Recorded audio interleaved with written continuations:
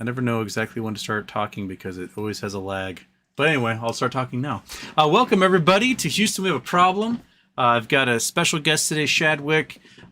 He and Money Months are involved in a lawsuit against BBIG. I'll let him kind of explain the background to that, and we'll kind of do a timeline of where BBIG started, where it is today, why there's problems, and why my own personal investment, I bought $1,000 of stock that's now worth $8 today. Then what happened? Where are we going? So please welcome Shad here, and I'm just going to start the intro early. Normally I talk for a little while longer, but you know what? Click. Cool. It's good to do it, by the way. Thanks for having me on. It's good to meet you. And I know there's a lot of people that appreciate exposure too. Frankly, we any exposure we get helps us with our suit and bring attention. There's a lot of angles of the corruption of this case, so it's kind of fascinating. Before we go further, I've got the Vinco BBIG fundraiser here, the GoFundMe for your legal defense fund, or legal prosecution fund, whatever it might be. And also in the description, there's a link to the GoFundMe. They've raised about 40-something thousand of the $69,000 goal, because it costs money to do suits like this. So, if you are a BBIG investor, help out. Click on that link. I will also throw the link into. I think I can throw it into here. Yeah, if you can't find it from the QR code or whatever, it's just if you go to GoFundMe and just type in BBIG or Vinco Ventures, you'll find us. It pops up. Okay, one sec. I think I've got on one of these screens. One sec. I think I have the actual link. There it is. Okay, copy that. I'm gonna throw it in the chat for anybody who wants it. Boom. There we go. Okay. So, kind of give us the background. Like, I know Vinco Ventures, BBIG, they've gone through name changes and acquisitions, all sorts of things, but their primary goal is sort of a video sharing site that is sort of like TikTok, I guess.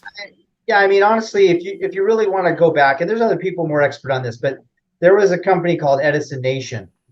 And an individual who started that was Chris Ferguson. And if you go way back to the beginning, these folks were helping small businesses, entrepreneurs, take their inventions and ideas. That's the Edison light bulb, Edison Nation logo. And he was a pretty decent business inventor and also entrepreneur. And he would get with other folks and help them bring their business kind of in a will, of all these spokes that could help each other. And so there's all kinds of entities in the beginning, like 9/11 Help now is this little device that you could press that they never really got launched. For Keeps Roses, for example, is a company that sells artificial flowers on a website. There's Cloud B that had like night lights and sounds for kids to go to sleep. And I could go on and on, all these different entities. That was kind of Edison Nation, but people could bring their inventions. I think you would help with patents and stuff like that. And then Vinco Ventures came into play, where Chris Ferguson and I believe it was Kevin Ferguson as well back then, but they got together with some of these other folks, and that's when Theodore Farnsworth came in, and he launched Zash Global Media and Vinco Ventures, and together they started creating these different entities that have become Vinco Ventures today. And Vinco Ventures' primary goal back in the day was to, acquire companies. So they use the ticker is BBIG, but the big model was literally to be big through acquisitions. And at one point they transitioned to making those acquisitions not just brick and mortars, but making them multimedia digital. And so that's when we transitioned into acquiring both Lomotif or Lomotif, however you say it, which basically is a video sharing website, a video sharing app. And it could be a potential competitor to TikTok. They had Lomotif India.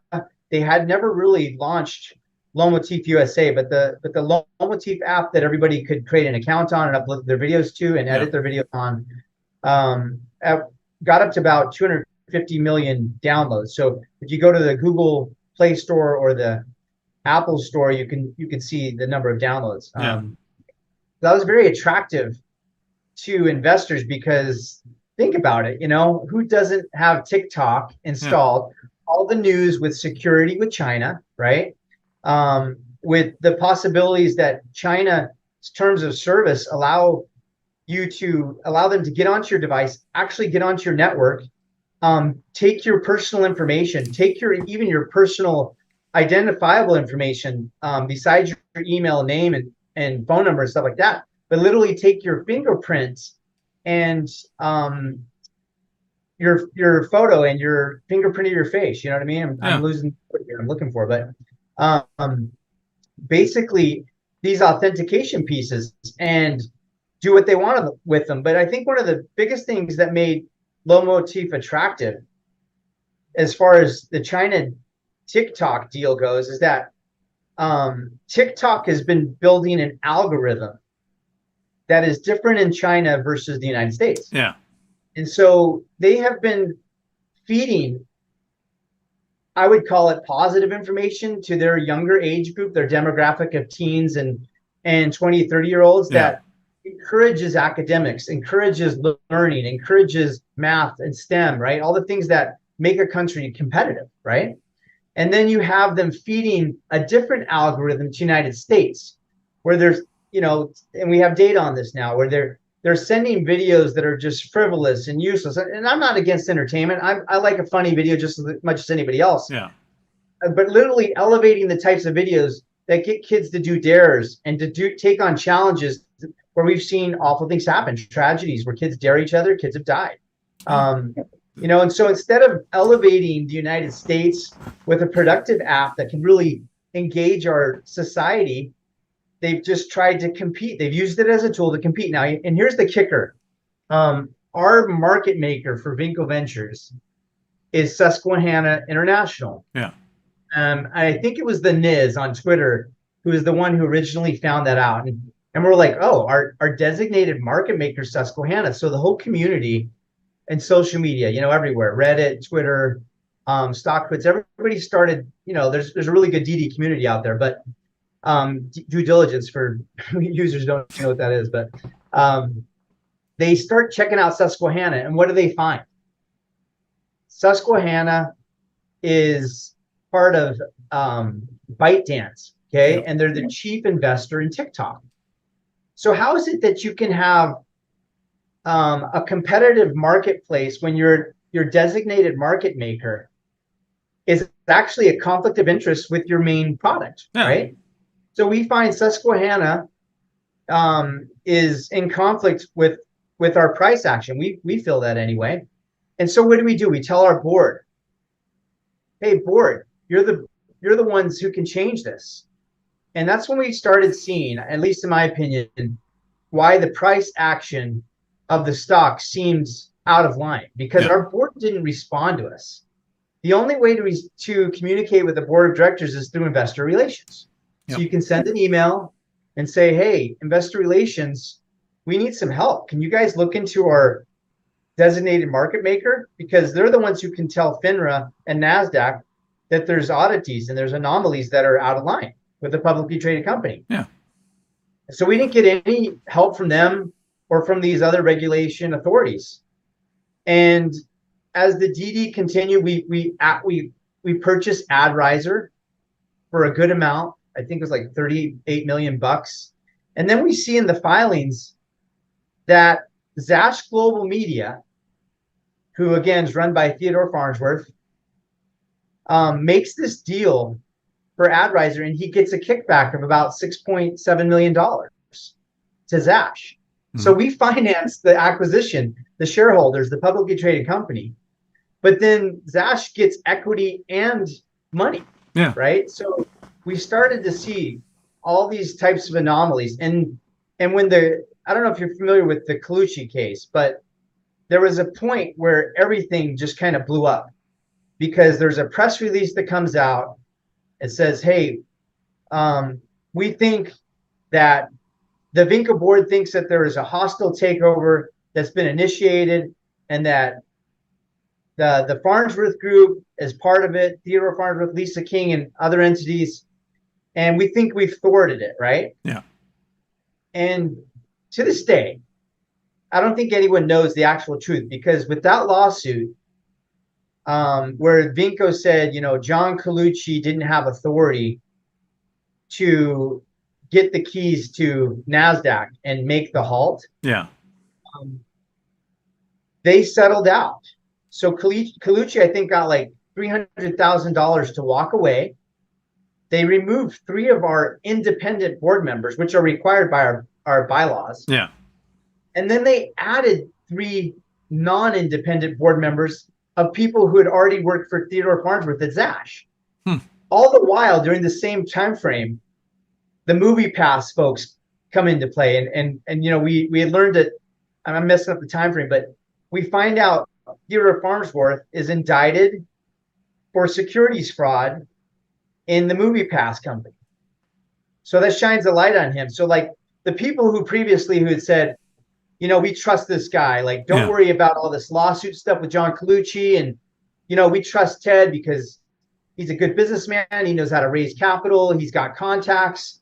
I think a lot of people started losing confidence in Farnsworth at that point. I know I certainly didn't. He at that point in time, he comes out with a video on that press release, and he's like, hey, it's all good. And frankly, I mean, my opinion, but the video was unprofessional.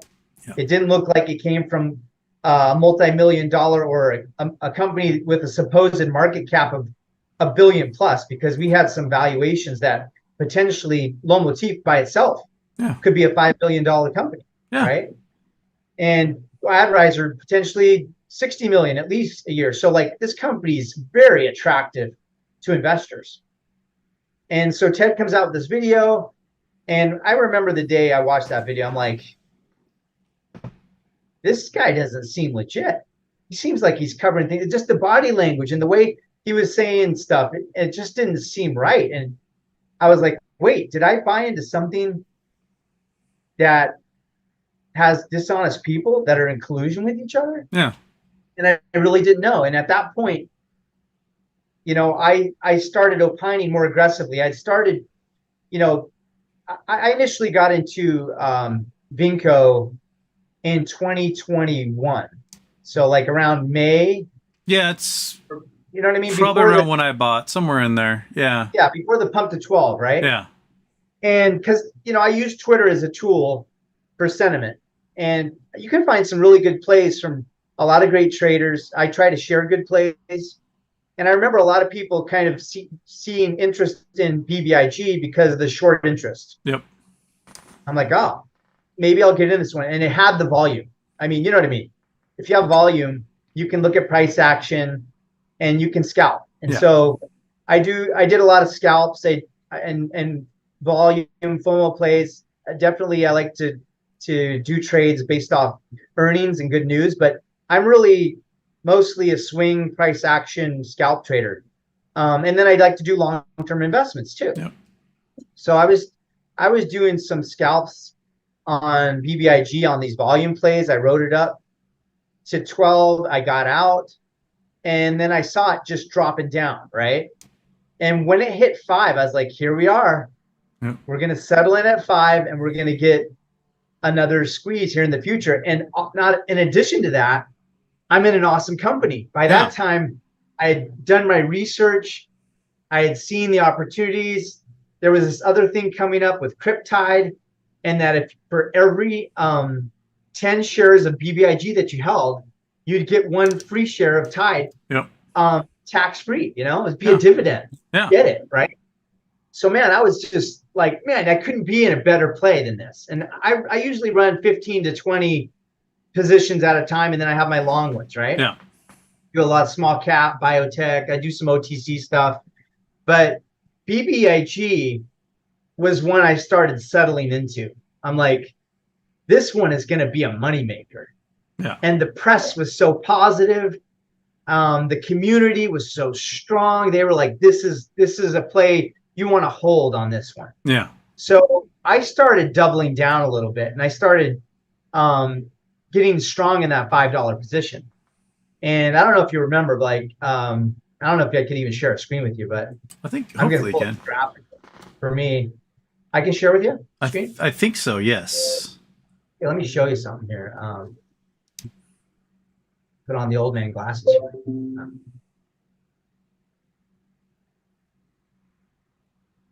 Yeah, it's disabled. Oh, let me But see if I can. One sec. Probably some permission. One anyway, sec. I'll just keep while you're figuring that out. The October 25th, 2021, after another big pump. So we went up to $12, Okay. right? You should be able to share now. Okay, cool. And this would be a pretty good graphic, I think, if people are watching to see here. You see my screen okay? Yep. Okay, good. So this just shows some key events that happened. And this is when I made my first video, right? But you can see here, we pumped up here. Look at the volume. Yeah. You know what I mean? Houston, it's like, and we were running 200 to 300 million shares of volume a day on some of these. And you just don't get that kind of volume on this type of float. Yeah. So we were what, 230 million shares at that time, doing the whole float or plus in a day. Yep.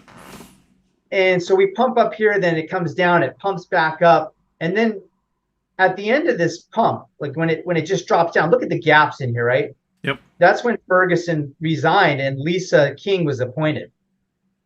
And that was kind of the end of like where it was at. And a lot of people started holding the bag right here, myself included. Mm-hmm. I started averaging down. And I'll admit, I'm not a big guy into averaging down. I cut losses when I'm in trades.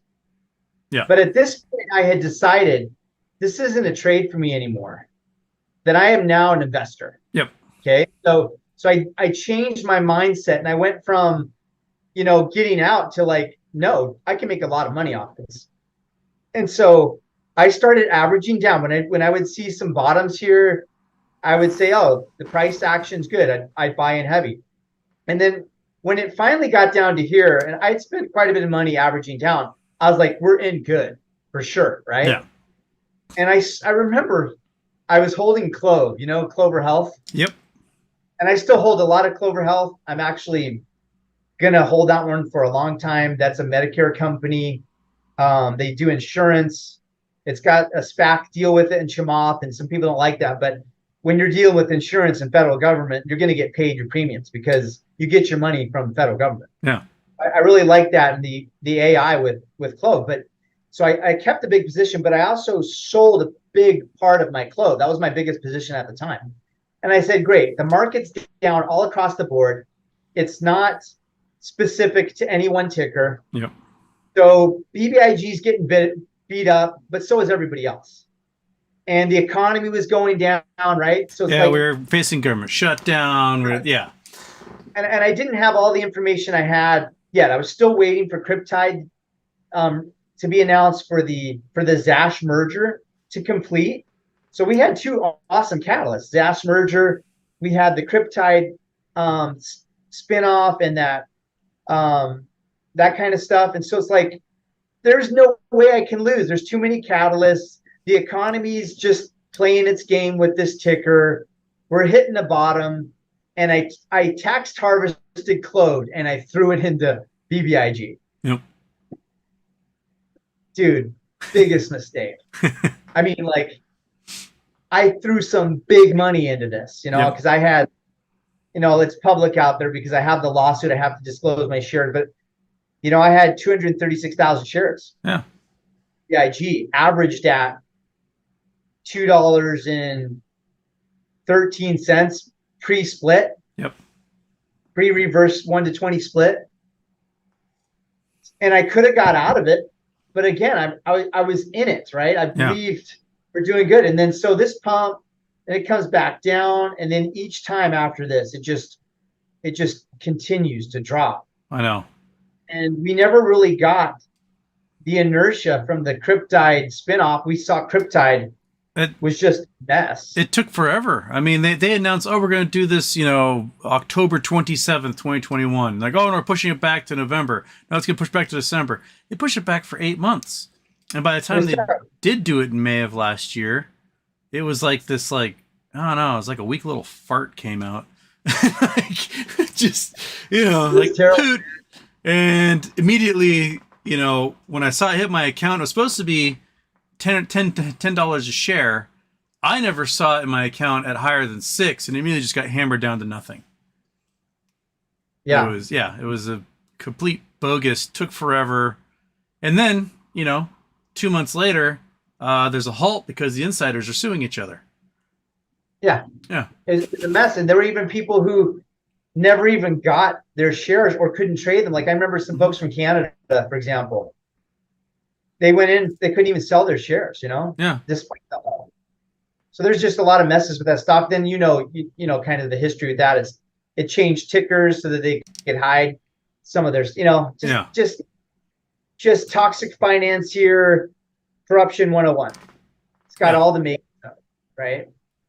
So it wasn't until I had a small followership. I really didn't want to be known. My name is RetailRudy on Twitter. Yeah.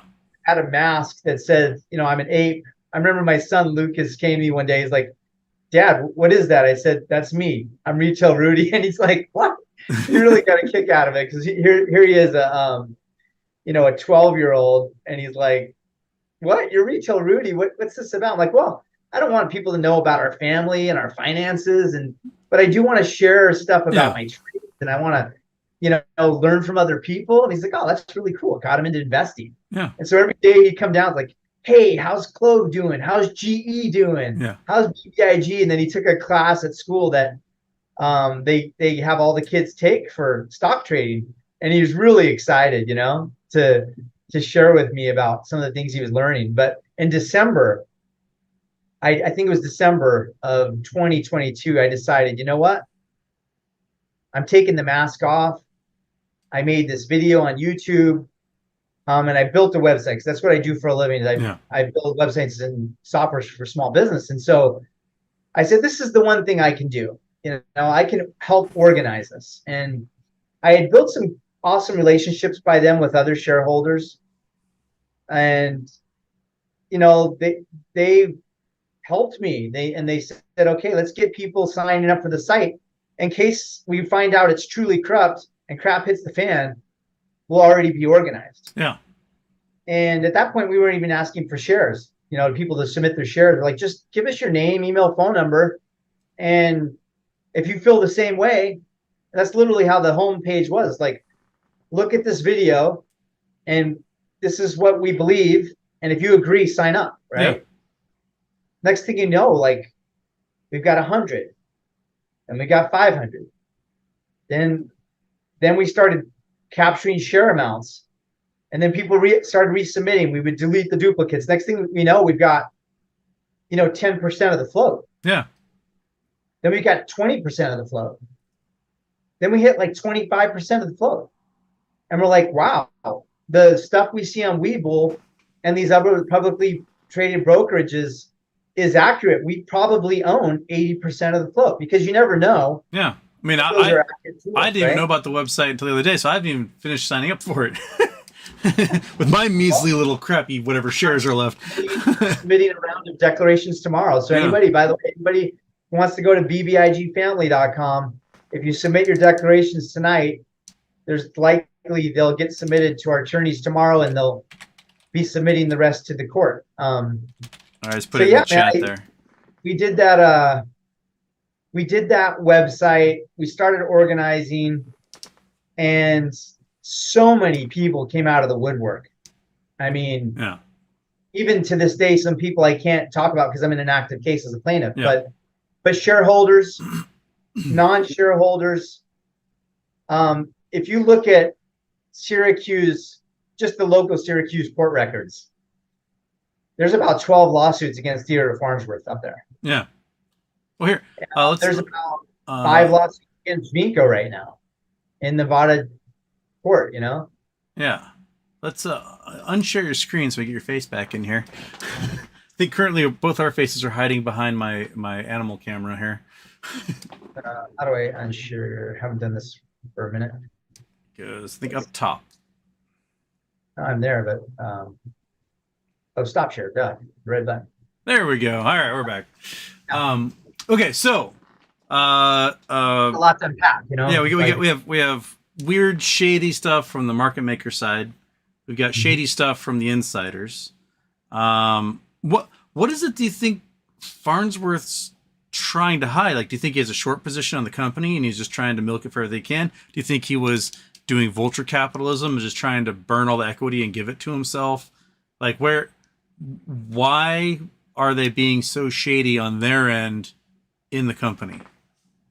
Well, my personal opinion is that he never meant the company to be viable. Yeah. And he never expected people to organize and get together and stand up. Mm-hmm.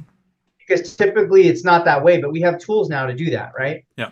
I mean, you could get away with that even not long ago. Like Twitter has advanced, even the fact that there's space calls and there's ways to organize that have improved that were not even existent in olden times, if you want to call it that. So things have changed. But if you look at his track record, it's not just MoviePass that he trashed. He's bankrupted other companies. Mm-hmm. And if you look at the people associated with him, there's going to be some new filings. You're going to see there's other people within that organization that have bankrupt companies. Yeah. He's not alone. He's working with other experts who know how to engage with toxic financing. They have their partners who are willing to do it with them, mm-hmm. whether they're institutions or hedge funds. And they have the attorneys and CPAs and specialists who know exactly how to hide the cash. So I think he's made a lot of good money. We already know. Look, $6.75 million just on one transaction. That's good money. Yeah. That's life-changing money to most people. Yeah. But he's done that many times over. And he also takes care of those around him. Mm-hmm. I know some things that, again, you know, they're going to come out in the case. Yeah. But I mean, think about it this way. What if you and I were doing a deal together, right? And I go, hey man, I'll buy your company for $100,000. And you're like, that's cool. Yeah. I'll sell it for $100,000. And so we've got this deal, right? We're all satisfied. But then I come back later and I'm like, hey, I'm in a publicly traded company. And I haven't told them about us yet. I think I can get you more. Yeah. How do you feel about that? You'll be like, fine. Yeah. Right? Even though you're like, you know, I'm only valued at 100,000. But if this guy can get me more and can make it look like I'm worth more, that's the kind of stuff that's happening in that company, legitimately. And there's a lot more things like that. And I think it's fascinating too. This is conspiracy theory now. Yeah. But there's a political angle. I don't know if you've noticed that. There are a lot of entities tied politically to this company. If you're doing your own homework on that, we got some news recently because Jesse Law, a non-independent board member, running for Clark County Republican Party chair, he's a member of our board, and we believe anybody on our board is complicit who hasn't blown the whistle. Yeah. Because we know that there's been self-dealing, there's been money laundering. They haven't been able to do their job getting out filings on time. That's just a no-brainer, right? And then they've engaged with all these toxic financiers for a long time. Yep. And they've been non-existent with our relationship, communicating with each other, right? So, like, what's your purpose if you're not going to advocate? Yeah, if you're going to be a NASDAQ company, one of your first priorities should be to have your CFO make sure your filings are on time and regular. Yeah. Right. And if you can't manage to do that, their fiduciary responsibility is first and foremost to make sure the company is secure and making money. Yeah. Because their second priority is to make sure the shareholders who fund the company are taken care of. Yeah. You need to increase shareholder value, right? Yeah. So someone sent me a thing just before we went on. I think they may have tweeted it under showing that the Lomotif app hasn't even been working for weeks. Yeah. Yeah. It went down. several weeks ago for maybe a couple days to a week on and off. That gave a lot of people some jitters. I was nervous about that, and then it's been completely down right now. And I'm aware of some information about that. We know people. It's like when you have 68,000 shareholders, that's a pretty good network. And if any one of those is ticked off and has information, they're going to Google a way to like find other people, right? Yeah. So there's a lot of people who have said, "Hey, Rudy or Munz or who else? There's other shareholders out there who are on Twitter doing a lot of work. You may know like Mr. Rick or Lauren, or there's just a lot of people who have followings and people feed them information, and all that information eventually gets back to the case. Yeah.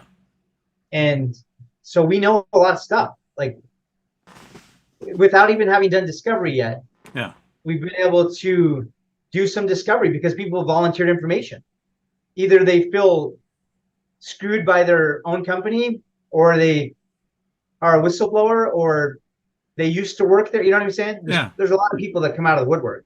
And so we've been gathering that evidence, and it's beyond compelling. I mean, we have stuff straight up with the illegal preferred shares. You know what I mean? Yeah. So they issued these shares illegally, which allowed them to have strength in the recent shareholder meeting vote. Yeah. So we don't even believe that meeting was valid. We believe it was held illegally, right? Because they didn't follow process. And something a lot of people don't know is we sent shareholders out to all the facilities. Yeah. We have people in Syracuse. We have people in Vegas. They went out, and they had been going out, and they've been taking pictures to an empty building, knocking on the door, calling, and there's nobody there. And our right as shareholders in the bylaws says you have 10 days after the DEF 14A comes out to inspect shareholder records. We wanted to do that. They didn't let us do it. Yeah. And in court, what did they say? They lied. They said, we've had threats, and so we shut down all our offices. Oh, really?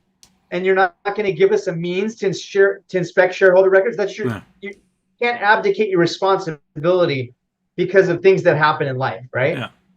Like, I'm not going to stop feeding my kids because I stopped making money. I'm going to find a way, right? Yeah. And your shareholders are your kids here. You got to find a way to give them what your bylaws state. You can't stop abiding by your bylaws, right? Yeah.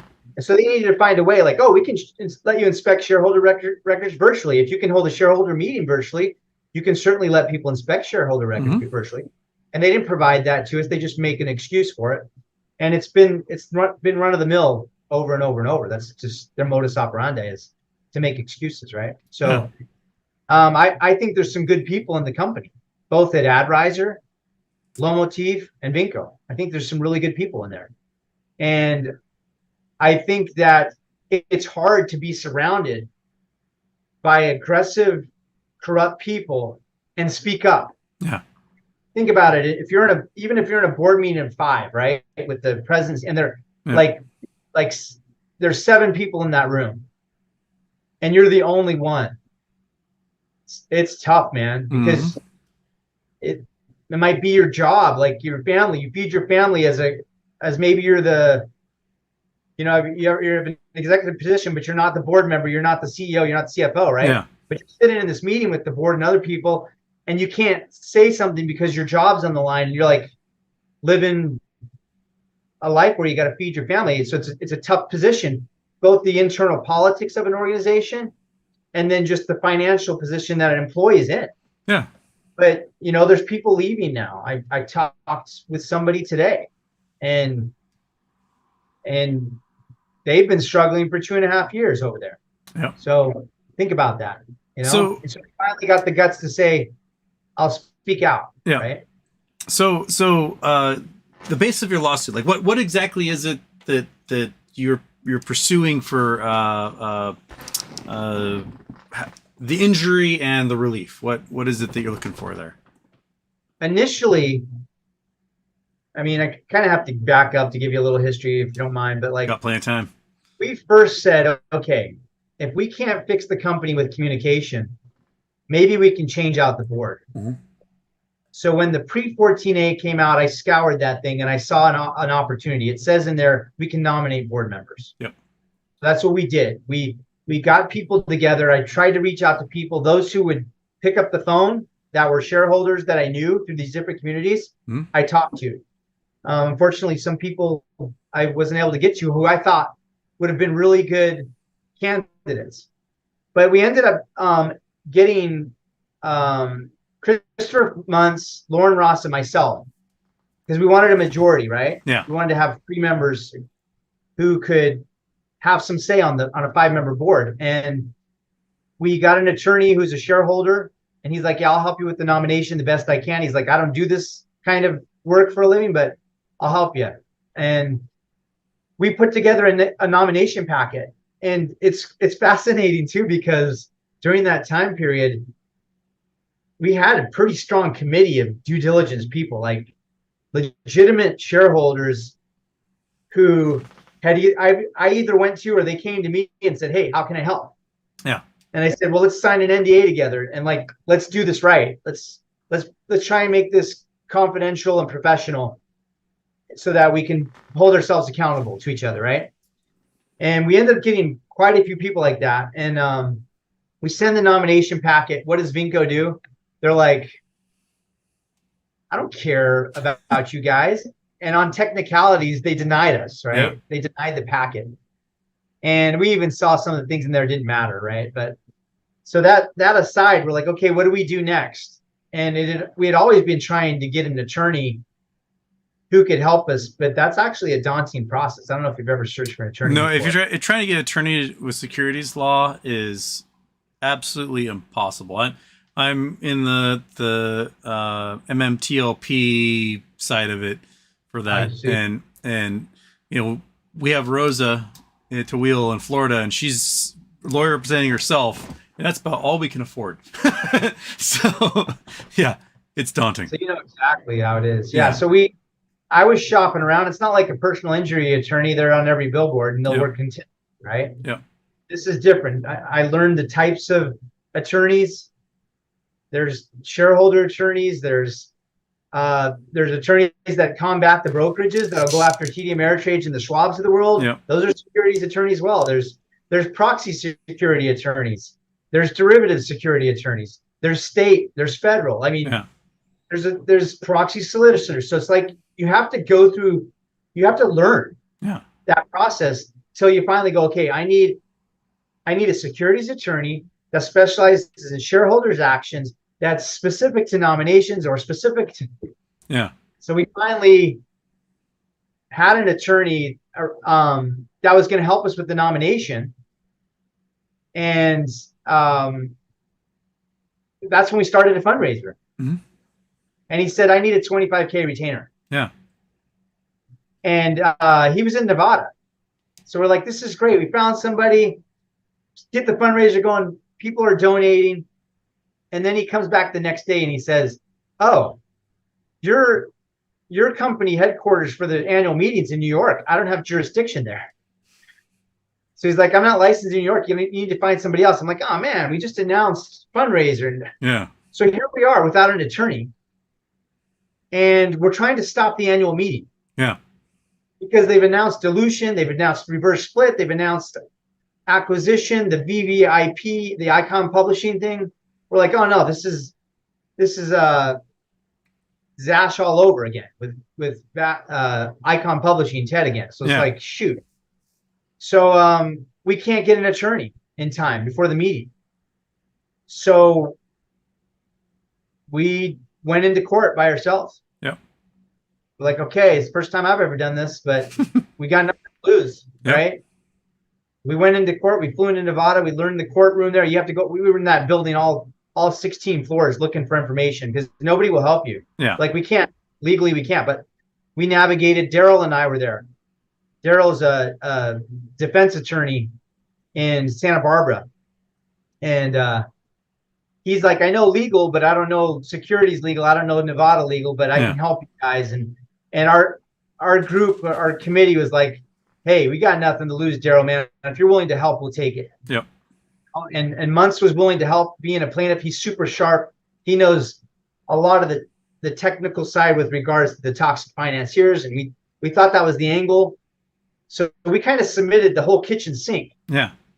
You don't do that. You're not supposed to do that. No, they love very specific. Yeah. And then you were asking, this is to answer your question, but I wanted people to have that context, because we didn't just show up as pro-per shareholders. Like, hey, put in foil. We're going to be attorneys. Like I've seen on court, or, I'm dating myself now, but, I'm going to show up, and I've seen it on TV. I can do it. No, that wasn't the case at all. We did not want to do that. Yeah. We had no choice. It was a Hail Mary. Like, let's go, baby. Yeah. Because we had no choice. And it was pretty intimidating to be in the courtroom and going through the case like that. But at that point, we didn't spend a dime of that fundraiser money. We're like, let's just see what we can do on our own. Yeah. Because we didn't want to take on the liability. And the GoFundMe at that time, if we didn't touch the money, we could refund it to everybody. Yeah. Even the anonymous people. So we're like, let's just leave it there. And, my wife's agreed, like, we don't want liability.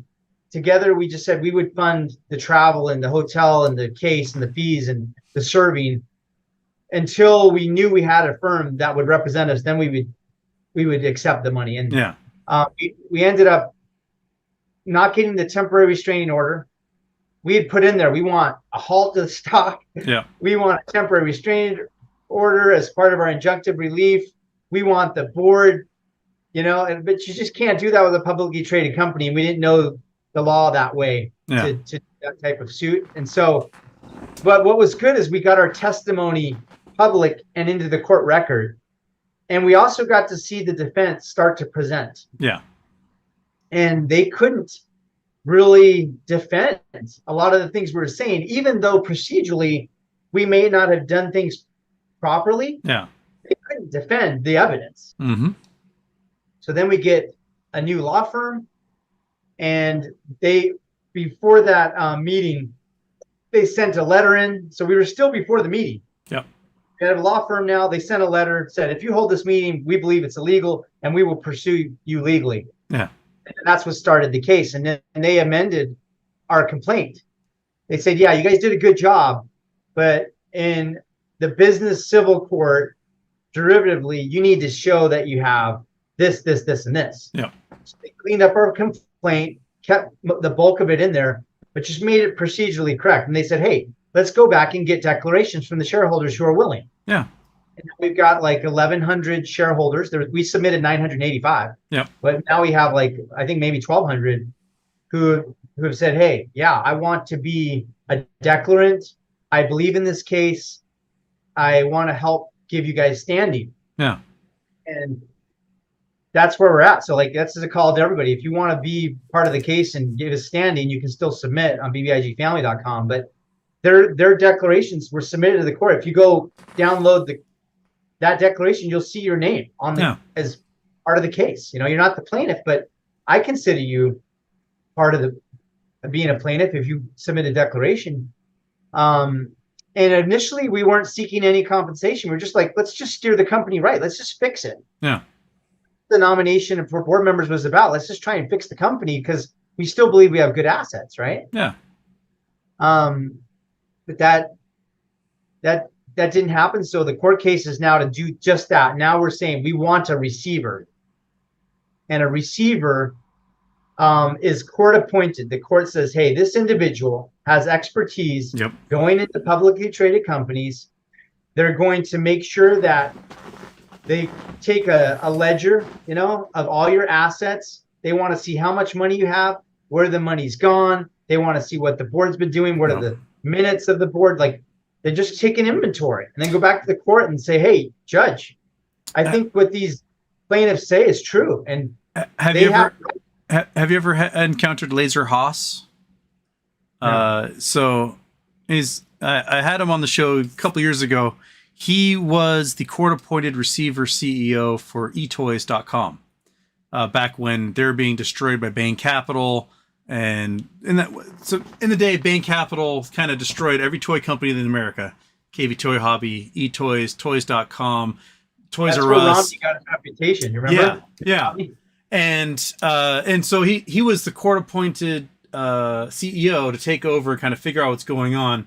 And what he uncovered was basically just criming from all these different entities. That, you know, there was the lawyer who was representing him, or representing the company, was at the same law firm that was representing Bain Capital. So there was a complete conflict of interest right there.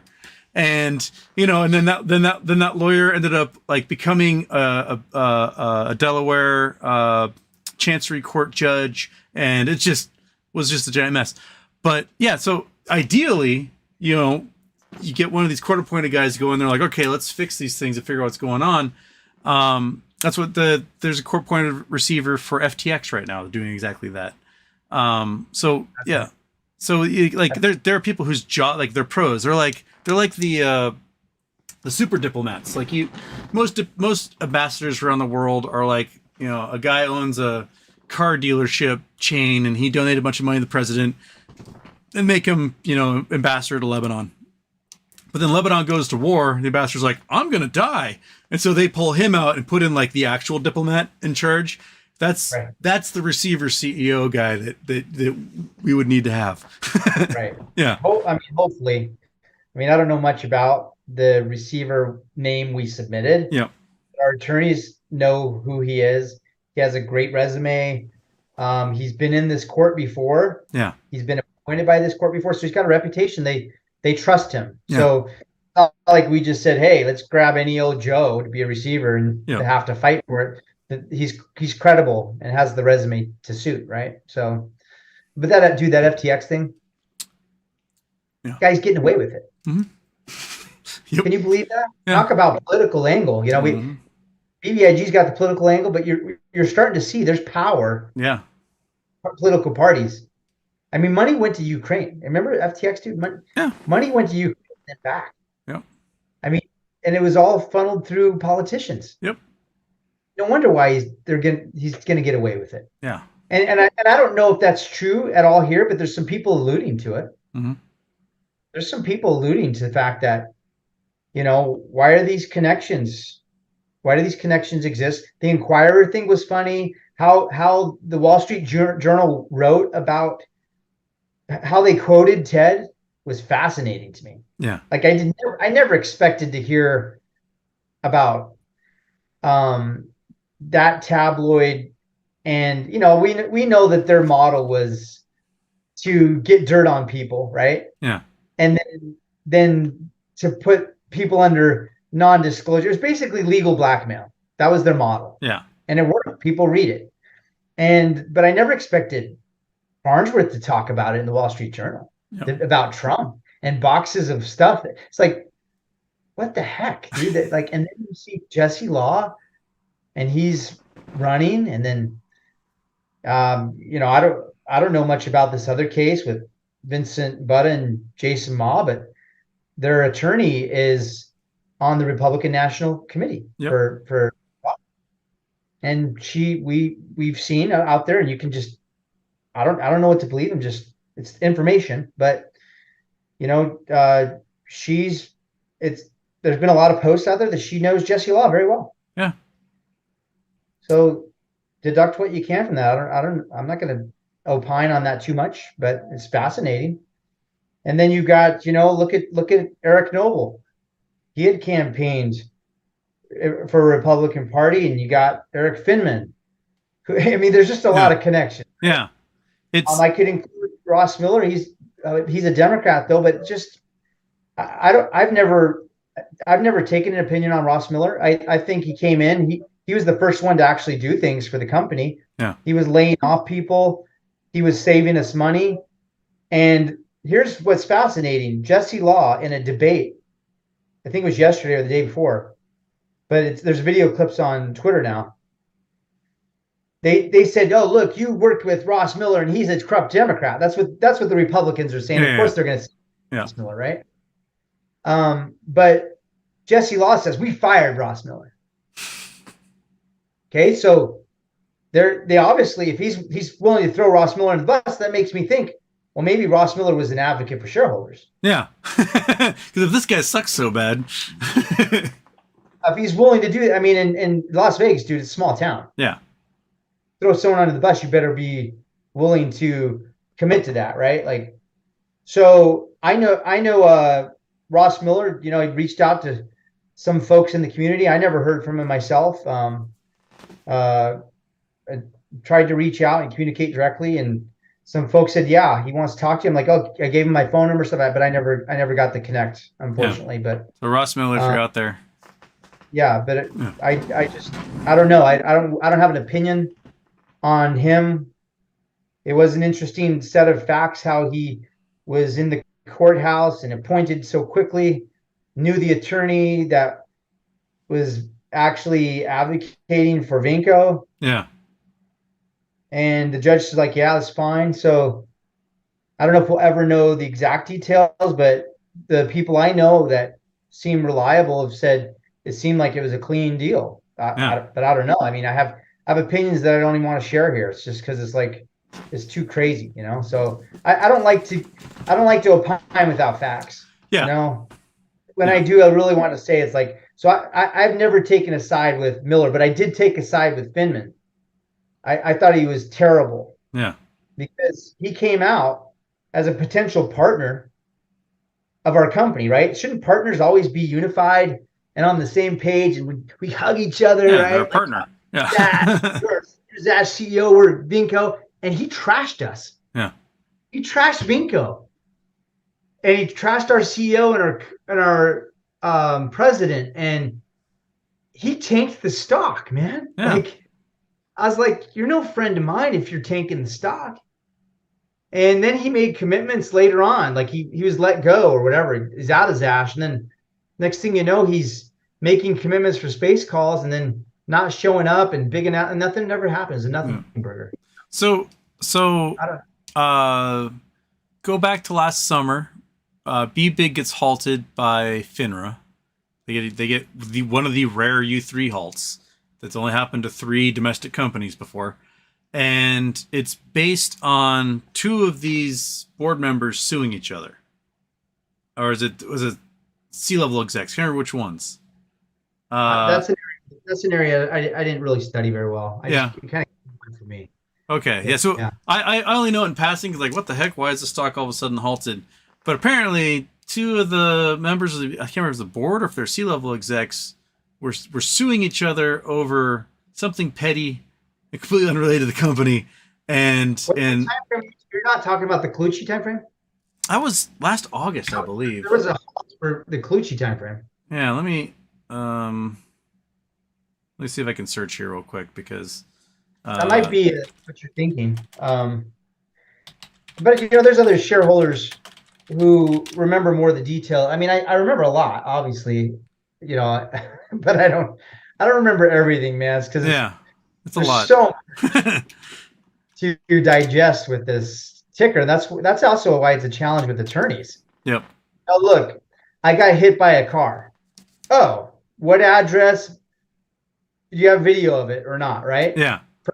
Going back to personal injury example, you go to securities attorney. Oh, what happened? Oh my gosh, I have to unpack this whole thing, right? And it's not just simple like, oh, there was a loan and they forgave the loan. Wouldn't that be nice if there's just one thing? Yeah. But no, it's like there was a back deal trade, a transaction, there was a merger, and then there was conflict of interest, and then there was equity, and just so many different things that have happened. So it's just not simple. It's not a simple case, Sorry, I'm trying to do a search here and see if I can find the. Okay, that's a year ago. I want August of last year, and I cannot find it. That's the worst. I hate having to do a search in the show and then. August 2022. Yeah, that's when they. It was July 25th. They postponed the shareholder meeting. Yep. July 22nd, Ted was in to Vinco, and Lisa was out, and Colucci was appointed all at the same time. So July 22nd was the Ted video. Yeah, and then like a couple days later, they announced that we just thwarted a hostile takeover. Yeah, it was right around that time. Yeah. Because Colucci was appointed. But then July 28th, that's when Finman was made CEO of Zash. Okay. That's important to remember. Yeah. And then it was August 25th that we got the NASDAQ deficiency notice. Yeah. Because we hadn't got the 10Q. Mm-hmm. So, and then it wasn't until October 4th, where Ross and Gabe were appointed. So, well, actually, Ross was appointed as the court appointed interim CEO, Yeah. right? And that's also when the settlement took place. Like out with these three independents, in with these non-independents shouldn't have ever happened. Yeah. I'm surprised the court. I mean, I wish the court would have kind of sent in like a mini receiver, like to just double check stuff. And I wish the court would have said, if the court would have said, we're appointing Ross Miller, Yeah. and Mr. Miller, you're not to be released until we get a report every 30 days and you feel it's justified or something like that. Hmm. Or maybe they should have put in a special master and or a receiver with Ross. Yeah. Because if there's enough stuff going on with a publicly traded company that it warrants an interim CEO, it absolutely warrants a receiver. And at that time, I didn't even know what a receiver was. Yeah. That's not my vocabulary. You know what I mean? It's not my wheelhouse. We've had to learn that. I worked briefly under Receivership. So I taught for the Art Institute of Seattle, and they were vulture capitalized by Goldman Sachs. They were part of the Education Management Corporation. They owned a whole bunch of colleges. They owned University of the South, Brown Mackie College, Argosy University, whatever. There's like 500,000 people were students under the colleges they owned. And how Goldman Sachs became majority owners of Education Management Corporation is they did a leveraged buyout. They went to a bank, said, hey, give us a loan. And we're going to buy this college because it's worth this much. So it's like buying a house. The house is a collateral for the loan. They said, this business will be collateral for the loan you're going to give me. So business, you're Goldman Sachs, sure, whatever. Gave them the loan. And they immediately started selling off every asset that college system had. And a large part of the value of the college was in all these, the 100 campuses around the country, was they owned real estate in these urban corridors, these like downtown areas where they had their colleges. And so they had billions of dollars in real estate. So immediately they start selling off all the real estate and then leasing the buildings back from whoever they sold it to, and then giving themselves giant bonuses and retiring with golden parachutes. The next guy would move in, sell another piece of property, give himself $15 million bonus, retire. The next guy would come in, sell another piece of property, give him a $20 million bonus, retire. And so all of the hard assets, the actual collateral that the overarching leveraged buyout loan belonged to, were disappearing. And eventually the expenses became so great because they're no longer earning money off of this real estate. Our building we had in downtown Seattle housed Zulily, Real Networks, a couple other like big large companies that gave the college $6 million a year in rent. And all of a sudden we sold the building for $12 million and are renting it back for $600,000 a year. So we're just, not only we're losing, $600,000 a year at this point off just that building. And so all the Goldman guys, they got all their golden parachutes. They'd sold off every piece of property on every college they possibly could. And then they went, peace, chapter 11. Just like that. Yeah. And so went to receivership briefly. The bank that had given the loans had to take over the college. Like, well, I guess we own a college now. We don't want to own this whole giant college system because it's the largest private college system in the world. And they put up for sale. So there weren't many offers coming in. And finally, this group of Pentecostals from California said, hey, we want to buy the college. We can get some money together and buy the college. And it has to go to approval with the U.S. Department of Education because, colleges get FAFSA loans, all this stuff. And the Obama administration's Secretary of Education looked at it and said, no, you guys don't have the actual capital it takes to run this. You have no experience. None of you have PhDs. You have no idea what you're doing. We're not going to let this sale go through. And the bank's like, dang it. So 6 months later, Betsy DeVos is now Secretary of State or Secretary of Education. And the Pentecostals make an offer again. She's like, have at it, boys. And so they take over the entire college system. So they have it for about 2 years because that was like winter 2017. And I just teach. I just get, do you want to teach this quarter? Sure, I'll teach a class. I'm not full time. I just show up and teach a class here and there. And I had a student who was really, really bad at math. I'm a math professor, right? Like, they're at art college. Everyone's really bad at math. She was exceptionally terrible.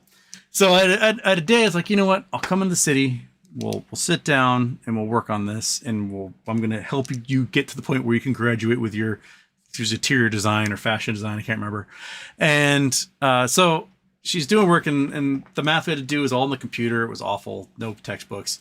And so she's on the computer doing her work, and I'm on another computer just kind of farting around waiting for her to ask me a question. And she's like, so do I have to come to school tomorrow? I was like, well, I got class tomorrow, so yes, you have to come to school tomorrow. She's like, but like, what about the email? I'm like, what email? Like, she's like, didn't you get the email? I look at my email, nothing's in there. It's like, I don't see anything. She's like, well, look at this. And it's from the receiver. And I didn't know a new receivership had been appointed. So a new receivership gets appointed because the Pentecostals aren't paying their bills, and they're going into bankruptcy. And it basically says like, hey, your college might be out of money, and the state may have to take it over, and you might not exist in a few days. I was like, oh, interesting. Okay. Well, I told her, I was like, okay, keep coming to school. If I get paid on Friday, then everything's okay, because then I got my money. We're good. She's like, okay. So she came to school. Day after that was Friday. I got paid. And so I sent mail to students like, hey, I got paid. So there's class next week. And everyone's like, nice. Awesome. So the next week, I think this was like on a Wednesday. I'm teaching the class, and this woman bursts in, and she's like, hey, we need a all hands meeting happening right now with the chancellor of the college. It's like, okay. She's like, just, tell the students to be back in a second. I'm like, everybody, I'll be back in a couple minutes. I go to this meeting. The chancellor's there. She's like, we don't exist anymore. Just like that. Yeah. It's like, oh, okay. She's like, what I need you to do is go make all the grades for your student as it is. So we're about, 2 or 3 weeks away from the end of the term. So most of the work is done. And she's like, go give them a grade, help them file whatever they need. Let them know how we're going to be doing these things, which is the state, the receiver, and the accreditation bureau, whoever, I can't remember what their Northwest colleges or whoever was the accrediting board. You're going to tell your students, like, hey, we're going to give you 6 sealed transcripts, and you can take those to other colleges. We've got agreement with the state of Washington that you can automatically transfer into any of these colleges and not have to worry about acceptance or anything. If you were in a program in this college, you automatically go to Washington State University or University of Washington or whatever. Or you can decline the automatic admission to these colleges, and they will erase all of your student loans. I was like, oh, okay. So I go and I relay to the students, and they asked me, like, what should I do? I was like, well, they're going to give you 6 sealed transcripts anyway. So what I would do is I would say, no, don't let me automatically transfer into these schools. Get your $100,000 in loans erased, and then apply. and just give them those transcripts again. And they're like, oh yeah, I guess I can do that. And so, so I had that class and an astronomy class in the evening where I went through the whole thing with them. And they're like, well, I haven't gotten my student aid this quarter anyway. I was like, wait, they never got your student aid distribution? Like, no, I haven't gotten it in 2 years. I've been like living out of a car, and I've had nothing. I can barely afford anything. I was like, what do you mean? Like, anyone else got their student aid? No one else. Like 2 years since that church took over the college, they were taking 100% of the student aid checks from the students and never dispersing to them. So they were just money laundering illegally all these federal loans and grants back to whatever the bank account was and declaring bankruptcy. So then I told the students, I was like, you know what? Anything you see in this school belongs to you. Take the TVs, the recording studio, the movie cameras. I don't care, because they fired the security team last week. Take it all. So me and the other the teachers are like drinking tea, watching these guys just, okay, they went to Target and borrowed the shopping carts, just loading them up with all the stuff from school. But, these corporate raiders do this stuff all the time. And we don't always necessarily get to see firsthand exactly how they're raiding this stuff, how they're milking everything, how Eddie Lampert just drained Sears of all its real estate and took him into bankruptcy and is still trying to like claw what he can out of it after destroying the company. We're seeing now with Vinco, these corporate raiders do the same thing.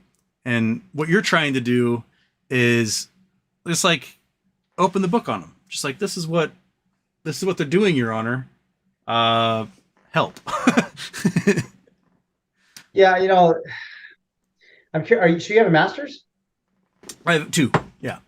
Good for you, man. Okay. I mean, Getting a 3rd right now. Yeah. are you PhD too, or? I was PhD track, and I had tragedy. My fiance got killed by a drunk driver right as I was finishing my 2nd year. So I did not have the stomach to keep going to school. So I just left with a master's and took some time. And yeah, so you've aged in wisdom beyond your years. I mean, something like that. it was brutal. Yeah. Sorry about that. Yeah, I mean, this for me, dude, I feel like this is a calling. I don't know how to say it. Like, Yeah.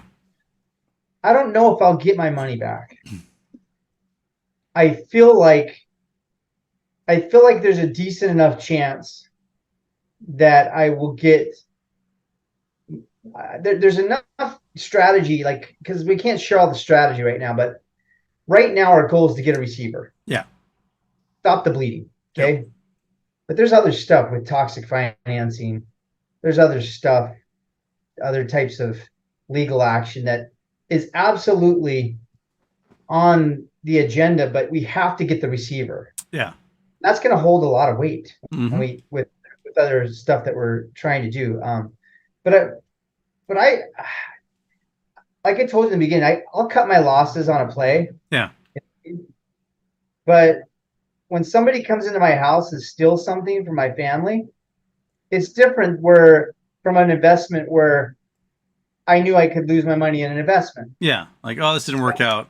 The bygones be bygones. When there's corruption and criminal activity, and to the tune of the losses so many people have had, I've talked with so many people, and people really believed. Yeah. They really believed in this company because of what the company told us. Yeah. The company said, we're going to do this. This is valued at this. This is coming out soon. And we believed them because they told us. Yeah. And they put things out in filings, and they put things out in press releases. So if Target said there's going to be a sale on Friday. Yeah. And you show up to the store on Friday and there's no sale. Yeah. Like in a prospectus and in one of those filings, they will list, what can go wrong. Like, oh, the market could do this way, face these things. What they don't list is our executive board will purposely destroy the company from the inside. That's not part of the risk prospectus. It doesn't say in there we're allowed to break the law from time to time. Yeah. We're allowed to launder money from time to time and self-deal. There's nothing like that. Yeah. So when people do these kinds of things, and if there wasn't a community, both the small circle, the next big circle, and then the larger community who felt that we should do this, then I don't know how much I would do alone. I probably still would have done something alone. Yeah. Because I feel like people should be held accountable, and I'm in a season of my life where, I got 4 kids at college. Yep. And I got 4 kids at home, and we were supposed to be done. Yep. And it's like now I'm working again. Yeah. Not that I wasn't, but I was kind of in semi-retirement. Yeah. So, and now I'm full steam again, trying to make back a big portion of my retirement. But there's so many other people in the same situation who've lost more than me. Yeah. But it doesn't matter if they've lost less than me, because, if my son put $1,000 or $300 of his money, that's all he has. Yeah. And it would hurt, right? Yep. If he did that. So that's what's happened, man. They've hurt people. Yeah. It's not like I went to Microsoft and the CEO was bad, they fired him, and now the stock dropped. Bad play. Yeah. Investment. No, these people. The criminals. Intentionally. That's the key word. Yeah. They were intentional, and they colluded. Yep. They violated their fiduciary duty to their shareholders. That's where I get. Yeah. You know what? I'm in a position where I can represent my peers and they're counting on me. They're counting on you, frankly, just for taking the time to do this, and so many others. Like, we all count on each other, and it really has become a family where I feel like I'm not going to quit until I've exercised everything reasonable that I can to hold people accountable and to try and get back our investment. Mm-hmm. And I'd like to make the company whole if that's possible. I think it is. Even as bad as it is right now, it's really gotten worse. Yeah. We could go bankrupt, but I still see a path where we could, if we could get hold of our assets, we could turn them around. Get the website working again? Yeah. There's a lot of things you can do. I mean, I've seen it before where they can get something out of nothing, and we have something. We can get more out of something. And so maybe we'd have to do some major things within the company, like liquidate some assets and raise some capital. But I think you would bring a lot of confidence to shareholders if they saw that change. Yep. And if they saw that we could truly compete with Lomotif again, and if Advisor was a viable product that could be cohesive with that multimedia ecosphere, you know? Yeah. So maybe we'd have to get rid of some of the other companies and sell them off if there's any value left. Or maybe just shut them down. Where is where in the lawsuit are you right now? You're still in the discovery phase, I presume. Not even. Not even? We had a preliminary hearing. Yep. We've been in the litigation to get to the first hearing. Yep. The first hearing is the 20th. That's when we'll find out if we get a receiver. Okay. All right. But that's a big deal. That's a very big deal. Like I would consider the lawsuit won to one extent. Yep. Oh, and which jurisdiction are you in? Are you still in Vegas, or are you speaking Syracuse? Vegas. Judicial court, Vegas, okay. Right? So you just had to have a lawyer that was licensed in both. Yep. No, they're not even licensed in New York. They only need to be licensed in Nevada. Oh, okay. All right. Nevada. Okay, Nevada. Yeah. We're there. 20th. I think 20th. I think our shot is like. I think our chance of getting receivers extremely high. If I were to give it a percentage, I hate to do that, but I think it's like 95%. Awesome. So that's next Thursday. That's a big deal. That's really soon. It's supposed to be the 13th. Yeah. Got the continuance. Yeah. It's supposed to be tomorrow, but it's the 20th. Are you going to be there, or just are you just going to wait by the phone for how it turns out? No, I'm just going to watch on Zoom or whatever. Going virtual, like a Zoom. Blue Jeans is what they call it. Yeah. For the court. I'm very curious to see. I know our attorneys are good. They're well known in Vegas. They're pretty good litigators. The person who will be in front of Judge Alf has been in front of Judge Alf many times. Yeah. Litigated in that court. He's won cases in that court. He's with a team of there's really one other attorney that's the other main attorney with us, and then there's a couple associate attorneys that do some legwork and research. Yeah. So I can't say enough about the main partner. It's Hutchison and Steffen, but John Steffen has just been a great guy to work with, despite any small hiccups we may have had with some of the staff. He's come through and made me feel good about them generally. So excellent. So if you guys get the receivership, where do you go from there? Do you wait for what the receiver reports back, or? Well, it'll depend on the level of receivership, but I don't want to talk too much about that. But basically, things stop. Yeah. Things should stop. We find out what we got. Yep. And they're supposed to, as receiver, one of the roles is to stop a company from going bankrupt. Yeah. So, then we'll know what we got. And, it's fascinating to know that 3 of our board members have resigned. Mm-hmm. Right? They all resigned during this case, and they were all there virtually, and Jesse Law was there in person. And I don't know the reasons. I have my theories why they've resigned. I mean, some theories are probably obvious, but I think that there's been some definite pressure, right? Yeah. In cases like this, I hope that's one of the reasons, and I hope that some of these people step forward because they can make things right. I believe in forgiveness. Mm-hmm. That doesn't mean forget, but I believe people can try to make restitution, right? Yeah. I've done a lot of things wrong in my life, and there's always a way to try and make someone whole. And these people who are in the company, if they know something has happened that's wrong and they can do something to help make it right, that would go a long way for us. Yeah. Whether it's information or stepping forward as a whistleblower, that would be very helpful. And I think it would go a long way for their character, for their own conscience, Yep. and for their future careers. Yeah. You know? Yeah. So if everyone watching happens to be an employee at BBIG or has insight, by all means, file an SEC whistleblower status. Maybe you'll get remunerated as a result. Oh, there's folks there. You know, we got Magnify You, we've got AdRiser, Lomotif, Vinco Ventures, and Immersive Entertainment. There's a few assets out there. There might be still people working and doing things at some of the smaller ones who know people because they cross over. They Honey Badger, you know, they talk to each other. Yeah. They met with each other. They may not even be there anymore, but they were there. There's people who, you know, who might want to come forward. So yeah. Anybody in the chat have questions for Shad? I know the chat's been going nuts while we've been talking, and I've not had a chance to even like glance at it. It's very long. There's a lot of folks in here. But if anybody in here wants to throw a question at Shad, by all means, toss it up there. I'll try to scroll and find one. Let's see what we got. First part of the show is people not asking any questions has anything to do with this.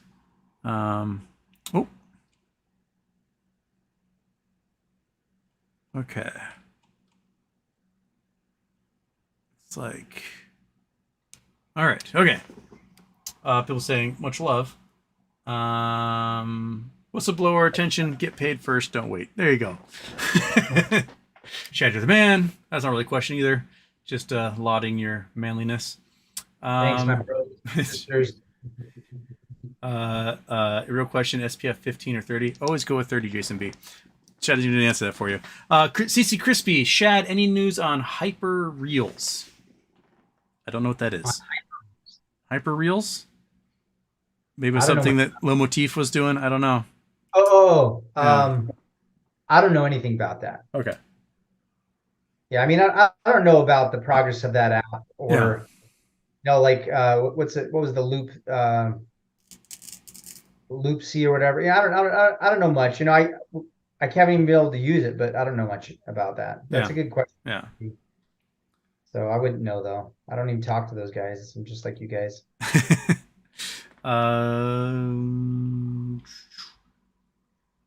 Brutal Brittany, a lot of CCRP listeners are on. What is your message for them? What's CCRP? I don't know what that is. Clark County Republican Party. I just want to say to all of you guys. So, and I'll just say, you know, I don't like to talk politics because I'm a shareholder and we run the gamut. Yeah. Right. There might be liberals, there might be conservatives. I happen to be a conservative, but I also believe our country needs help. That both the Democrats and the Republicans need to out the corruption, and this is a case about corruption. And so I have good Christopher Muntz. You know, he's got way different views than I do. He tends to be more liberal, and I tend to be more conservative. And he's one of my co-plaintiffs. Daryl's pretty liberal guy. So we're all different, but we all come together because we have a unifying cause, right? Yeah. And in the country, there's an opportunity right now. Everyone's seeing the country's out of control, man. There's mega corruption. Yeah. And I want the Clark County Republican Party to know that we thank you, first of all, for the exposure, for bringing us up in the debate that they had. Some of the people, the candidates that were up there talking, they brought up the fact, you know, Jesse Law was sitting there and they let him have it. They let him know that, hey, you're on a board. Why didn't you speak up? Why did the shareholders have to speak up? Why did they have to come out with this evidence and information? Yeah. Why didn't you do it first, right? And he's still there. Yeah. There's 3 of us left, and he's still there. And I personally, my opinion is maybe he's still there because he's trying to get through this election. If he steps down now, how would that look, right? Yep. So, you know, I would just say to those guys, you know, like there's a few, Matt and Brittany and JD, that they came out and I know Jessica Hill ran a story in Vegas, and she's a political correspondent there, and they gave us exposure. I want to say thank you. I hope you guys get the best candidate Yeah. for your local election. And I hope that we've been able to help you too. Because I know, we've been able to give them information and evidence that's been helpful for their campaigns as well, and Yeah. brought attention. I think it's brought a lot of attention to this campaign where maybe a lot of people wouldn't even normally look at it. A lot of the local votes get missed sometimes, and Yeah. local's where it's at. Yeah. Local's really important. That's where things happen. So That's what so there's 3 candidates on the Republican side. So there's, I guess, a primary coming up probably at the end of August or so. yeah, I don't know the details, but yeah, Yeah. they've got, I think, election Tuesday or something. Oh, okay, very They would be soon. able it's Yeah. coming soon. Yeah. So it's 2 days. I think it's 2 days after the 22nd, I think, because we have our hearing and then it's 2 days after. Oh wow. Okay. All right. What we got in here? Don Knott says just signed the affidavit, donated to the GoFundMe. XXXXX pre-split. So there are 5 figures. A lot of shares. That's a lot of shares. Way more than I had, and I still am hurting from that. We had a lot of people, man, who've lost so much because of that Yeah. reverse split. It's just so sad. And And I don't know how that works with NASDAQ. If we come in and we prove that meeting was invalid, Yeah. I don't know how NASDAQ makes that whole. Or if they can, I don't know. Like, I've often wondered a lot of times when rules like this are violated, how do you fix it? There's the giant lawsuit that was going on with AMC and Terra. I don't know if you read about that at all, where AMC sold all these ape shares to Antera that allowed Antera to all of a sudden have like 30% control of the company. And it was in their corporate charter, it's against the rules to sell anybody enough shares that they would have more than 20%. And so a lawsuit was filed by like a teacher's retirement fund and saying, hey, these guys aren't allowed to own this many shares. You did wrong. And I honestly don't know how the court would rectify it. And what Antera has done is they just sold everything off for a huge profit. And like, oh, we don't have the control anymore. Well, if this case, because part of our case involves shares that were issued illegally, yeah, they're going to have to do something. Yeah, like how do you cancel those shares, or how do you recall them, or can you cancel? Can you reverse the reverse split? Yeah, but then we're not in compliance with NASDAQ because we're below the dollar. Yeah, I don't know, man. Exactly. Right now we'd be what, 9 cents or 12 cents? Yeah, it was like $1.14 or something was the share, so it'd be like 6. Yeah, somewhere around there. Yeah. Yeah, they have no grounds to say that the company's not in trouble. Like they're like they obviously screwed up. So you can't really argue your way out of that because the company's worth 1/20th of what it was a year ago. So all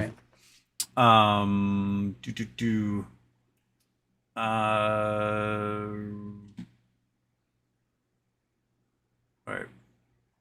Anyone have questions? Brutal Brittany says elections on the 18th, so she must be in Clark County. So it's 2 days before. 2 days before. I'm good at the 2 part. Yeah, Mike Hamrick, will all shareholders have a chance to regain investment, or just the 3 listed in the lawsuit, Big Family regain investments? Yeah, it's a derivative suit, so the money goes back into the company coffers.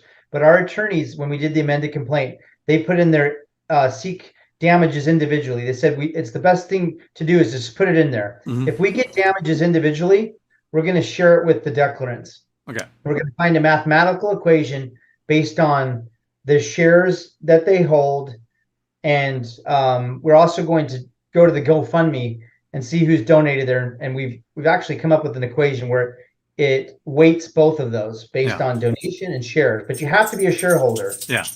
That's how we have standing for this case. Yep. Like I said, I want to make a point very clear. Like, we never filed the case originally. We didn't say we want this much for us. We never even wanted money. No, you just want an injunction. Hold and fix it. But our attorney said, you got to put this stuff in there, Shad, because you never know what the judge will allot. And you can get a different class of funds if you put individually, in addition to the funds for the company, in addition to this and that. So we could get some there, but there's other stuff coming up too, guys. I mean, besides this stuff, I mean, I don't want to say anything, but there's other stuff that's bigger money coming. Yeah. So I'll just say that. Okay. I hate to do that to As people, cryptic but as it can be there. it's cryptic, but we don't want to give anybody a heads up to start preparing for Yeah. it. I would love so I've talked about on my show in the past about sort of a retail investor's bill of rights, and it's got like a few main points on there. You know, eliminate illegal naked short selling, just no naked short selling whatsoever. Make it so that you know, if companies have to list what position they have, like if you're a hedge fund or an institution, you have to list what positions you hold, but you're not required to list what you're short on. So force them to list what they're short on and how much. Eliminate payment for order flow, eliminate dark pools, things like that. Another thing I was thinking about is in a way to combat these corporate raiders destroying American companies and people losing jobs, etc., and to foster business. Like, we're the only country in the world that has financial incentive to destroy all the companies in the country. Other countries don't do this. They invest. They have sovereign wealth funds that invest in their companies. They got venture VCs that invest in their nation's countries. They, you know, actively try to recruit companies to come be headquartered there. But here we seem to have a system set up to allow these hedge funds to just destroy whatever they touch. So, you know, make it so that if you do a leverage buyout of the company, no bonuses or stocks may go to anyone who's an insider during that time. Or if you have to take out X number of loans against the company holdings, you know, no bonuses, stock options, etc., until those loans are taken care of for insiders and executives. I'm not sure exactly how we get these laws passed. It would involve lots and lots of lobbying to both sides of the political spectrum, because the one weird area where there's actually bipartisan agreement is in how Wall Street treats retail investors. And it's one of the few areas that we see that, like, people in Congress, doesn't matter what part of the party are, like, you'll have Matt Gaetz and AOC shake hands on banning the trading of stocks by members of Congress. You cannot get them to agree on anything else in the entire world. Yeah, they couldn't probably going to get them to agree on the color of the sky, but on that you can get them to agree. And so I think that's one area that I see a glimmer of hope, is that if we can lobby to get these like simple changes done to sort of defeat this like negative Nancy realm of corporate raiders. I've thought about the same thing. You know, I'm going to plug Retail United and Naked Truth. There's a few organizations out there coming together, and eventually it's going to standardize and level out. There'll be one, but yeah. I know the folks in both groups, and they're trying to create this entity that will become sort of a lobby, right? Yeah. And I totally advocate for that. Yeah. And I would be actively involved right now with Retail United, for example, if I wasn't so stuck almost full time in this case. Yeah. You know, I mean, today was easily a 10-hour day in BBIG. It's like, dang. Yeah, we were supposed to go on like a couple hours sooner, but you had a meeting with a lawyer. Yeah. I had 6 meetings today with people, and thank you all. Like, if you're listening, those people who met with me. But I agree, man. We can fix it, and you know, think about Tesla. They were shorted. Yeah. Elon Musk had a target on his back. He hates it. He recently organized a task force, and I don't think Elon needs to be the savior for everything, but he's a guy who pulls some weight. He's successful. He's got money. And I mean, there's a lot of folks like that now coming out who are saying, hey, you know, I'm not one party. I'm kind of in the middle now. And they're helping the average Joe. Yeah, there's the what they call it, the flamethrowers group, the CEOs that are from like GTI, GNS, NextBridge. Like the CEOs have been targeted by these short sellers that are banding together and basically taking legal action, one after another, against these predatory short sellers, and they're getting action. I mean, we're seeing the SEC finding groups like Sabby that were doing spoofing and naked short selling of companies in order to like drive the price down to where they want it, because that's how they make their money. Goldman Sachs has been spoofing Yep. BBIG allegedly today. I mean, last few days. Yeah. Shareholder made a post. I retweeted it, but they're messing with our price action. Yeah. You know, Yeah. yeah, we can do it, man. We have tools now. Our voice is getting louder. I think Congress is good at placating us. They tell us what we want to hear. Yeah. But do you hear it loud enough? The local leaders, your local state Yep. folks, they're the ones who can push it. And thing is, when you have folks like Nancy Pelosi making money, Yeah. and she's like on these different committees that impact legislation for these companies, Yep. and they're the one. There's a handful of unicorns now that have $1 trillion market caps now. Yep. And then you have BlackRock that Yeah. manages $8 trillion in assets. Yeah. They have 8-9% of every company in existence. That's Yeah. what's that? Isn't that like the GDP of how many countries now? Yeah. You know what I'm saying? Yeah. It's like it's gotten to where they have monopolies that are not being contested, and even if they were, nobody could ever win. Yeah. So we have to break them down somehow. It's going to take all of us. Yep. And we can do things with our dollars too. Yeah. I mean, we can choose where we spend our money, and that does make a difference too. We've seen some of that stuff happening lately. I won't get into that. No, I do think it's like the one bipartisan area that we have as a country is screw Wall Street. and yes, Wall Street spends a ton of money on these campaigns. But if we had a lobbying group, we could equal them just as easily. Because what they're willing to spend on these campaigns, we'll give that guy $10,000. We can give him $10,000 to do the right thing. So let's do that. Maybe it's a bummer that we have to do it. That's the only way we can truly lobby is, pad the pockets of their election campaigns. But just money, man. Yeah, just being like, I'm outraged and calling and sending letters. That does have an effect, but this has more of an effect. Yeah. Yeah. I was a kid when I saw people marching on Wall Street and like, we are the 99%. Remember that kind of stuff way back? Yeah. The Occupy I Wall was Street like, stuff. Back then I was like, I want to be rich someday. What's wrong with being rich? Yeah. And I still have that mindset. Like I'm a capitalist. I think you can make it in this country. I think that's an awesome thing that you can go from like, my parents were renting a house when I was at college. They couldn't help me with my college education and they'd lost everything. And, but my wife and I have been able to pay off our student debt on our own. We've been able to build a business. We've been able to make money. You can have it. And then there's some people who don't have that ability or skill. And I try to donate to charitable causes to help them. So that environment can coexist. But when people get so wealthy that they can use their money to lobby government. Yep. And so that's where it just gets wrong. Those are the kind of wealthy people I don't like. I don't mind people getting wealthy. Yeah. Like kudos to you. Become rich. I don't care. But don't use your wealth to game the system because that's corruption. Yeah, and right? I see it as like they don't just use their wealth to game the system. They use their wealth specifically to hurt people. And to like keep them down so they don't have the opportunities that they get. And my mission statement for the show when I created it was, did we create society to make the lives of everyone better, or did we create society to maximize profit and drive revenue?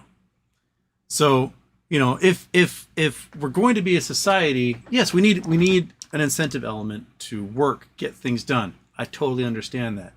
But it shouldn't be at the expense of the quality of life of the majority of the population.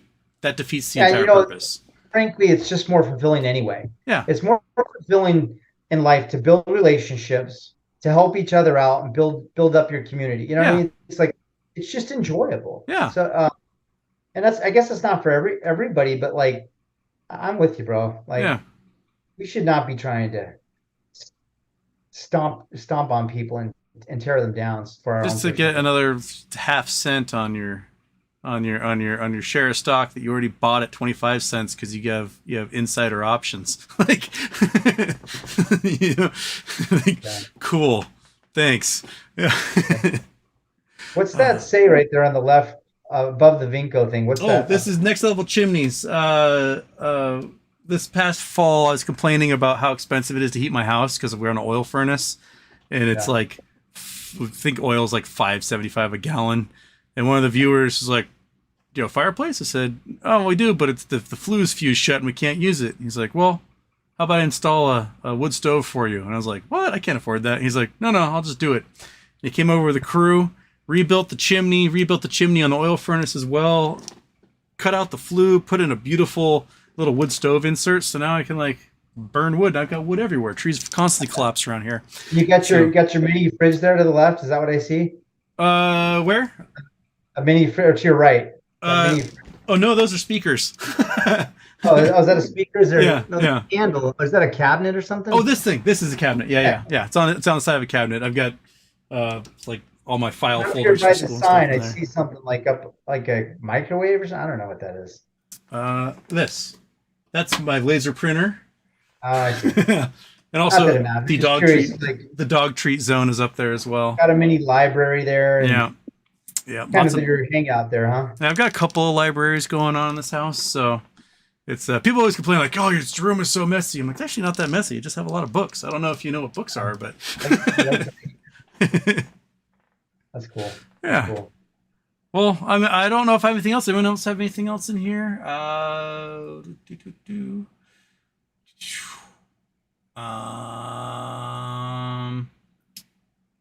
don't see too much anything else going on there. So I guess I'll thank you for your time. Thank you for joining us. Thanks for having me on. Yeah, I will love to hear the minute you hear the outcome of the ruling for your hearing on the 20th. Send it out. Let me know. And yeah, and then we'll see what happens with the receiver, and maybe we'll touch base and kind of catch up. Yep. Fingers crossed. Hopefully get there, man. Thanks for having me. Everybody, click. There's a GoFundMe link for their legal fund is in the description. Head also to bbigfamily.com. Register if you were a shareholder. Register there. Let them know how many shares you have, and you can be part of this. Be a declarant if you want to. Literally digitally signing a declaration that will be submitted to the court. If you do that, by tomorrow morning, it's likely get into the court. And man, just thank you. I'm grateful for you taking the time to have us on here, give us some exposure. It's been fun catching up with you, fellow shareholder that you are.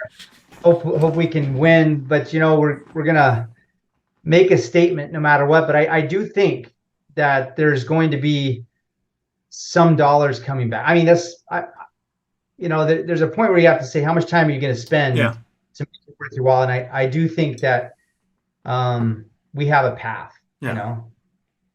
Yeah. All right. One more. CC Crispy asks, Shad, would you still consider a board of directors seat? I would.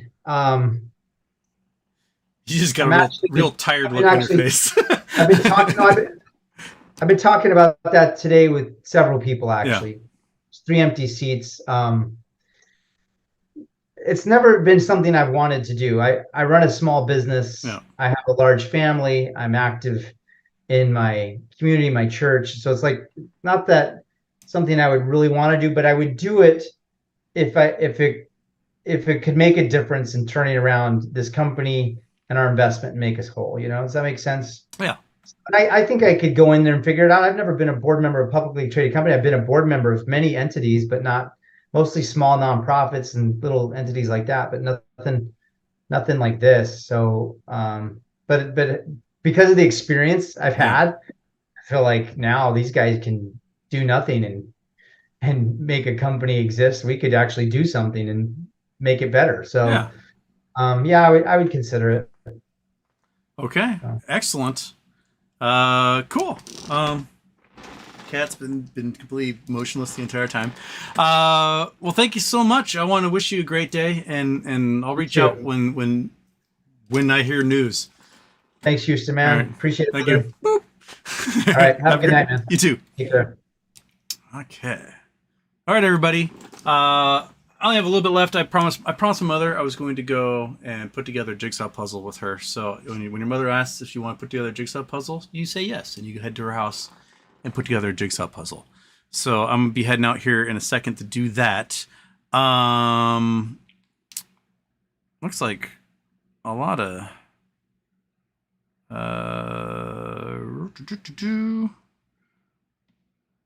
there's a Bainbridge Bruiser in here. All right. Okay. I don't know where to start. There's so many comments that and a lot got deleted. What happened? Why is so many?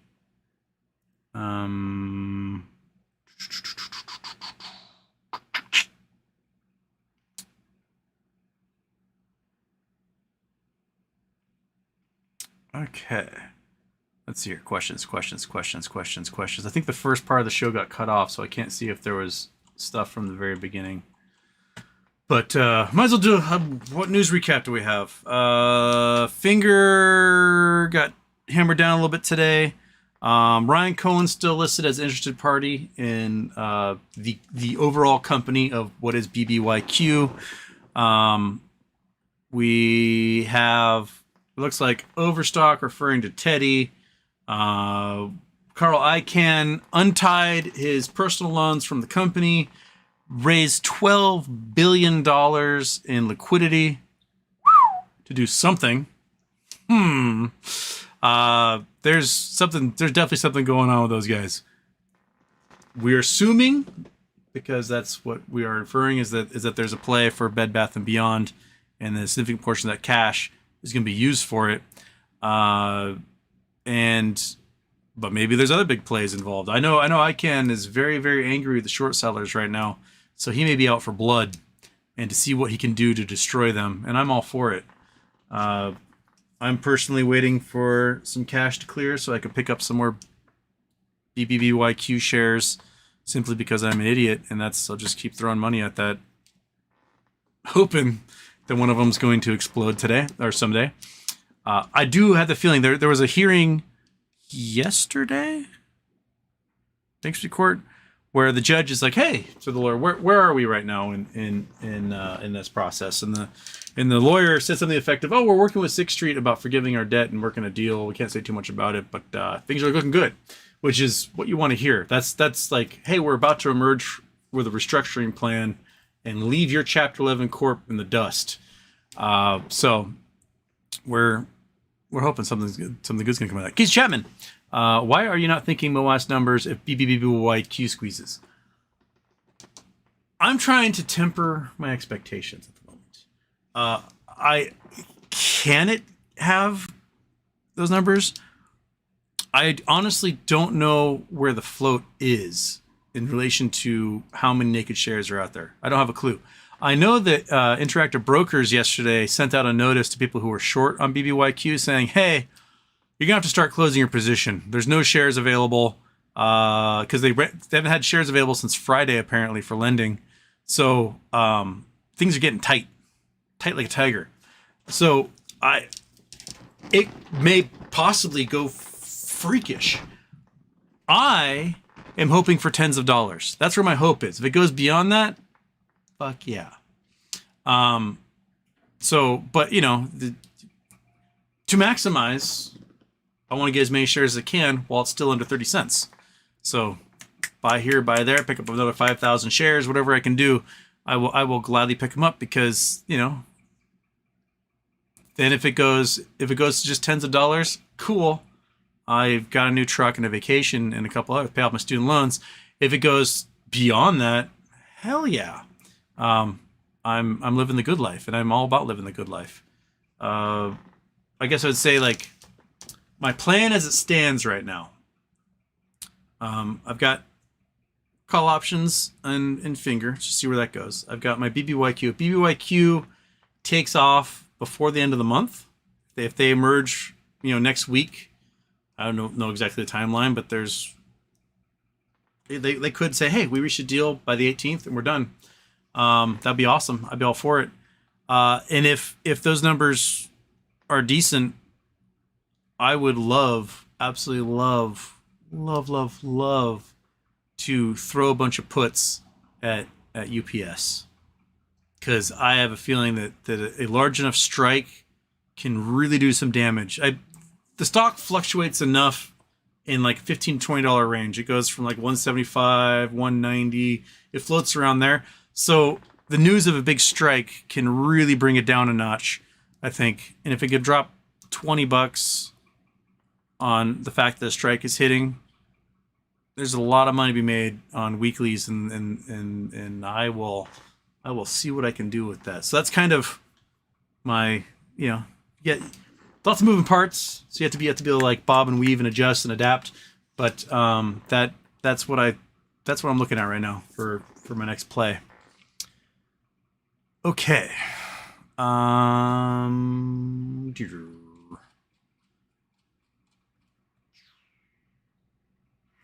Avocados hang around a little longer.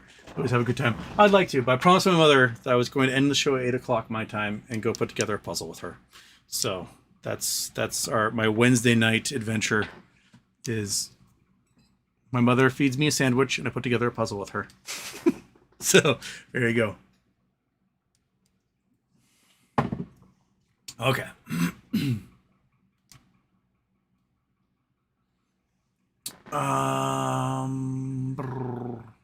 Bainbridge Bruiser must be SS Minnow Johnson, because he's referring to the DeSantis 2024 thing. DeSantis is toast, bud. DeSantis is hated by his own constituents at this point. Okay, Miss Michael Mystery, good show. Do the puzzle. We can't do the puzzle yet because... Oh, you see that monkey? Oh, Floor Dog has sprung to life. Okay.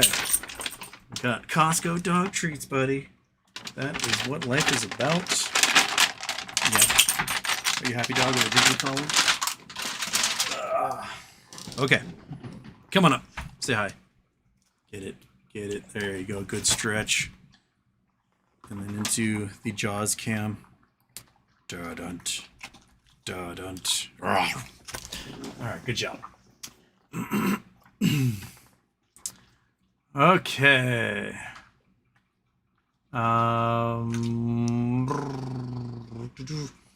All the big peeps leaving. Yes. All the big peeps did leave. Okay. What else do I have here?